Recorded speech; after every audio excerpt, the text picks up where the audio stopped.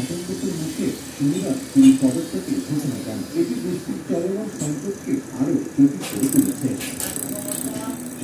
পদত্যাগের ঘোষণায় মুবারক উল্লেখ করেন, রাষ্ট্রীয় প্রতিষ্ঠানগুলোর সংস্কারের জন্য প্রয়োজনীয় সিদ্ধান্ত নিতে এবং মন্ত্রিসভার প্রয়োজনীয় পুনর্গঠন করতে ব্যর্থ হয়েছেন তিনি। এছাড়া তিনি অভ্যন্তরীণ রাজনৈতিক দ্বন্দ্ব এবং কাঠামোগত সমস্যার কথা উল্লেখ করেন, যা তার দায়িত্ব পালনে বাধা তৈরি করেছে। দেশটিতে এই পদক্ষেপ নিয়ে মিশ্র প্রতিক্রিয়া দেখা গেছে। কেউ কেউ সরকারের ব্যর্থতার প্রতীক হিসেবে এটিকে দেখছেন, আবার কেউ কেউ নতুন নেতৃত্বের আশা প্রকাশ করেছেন।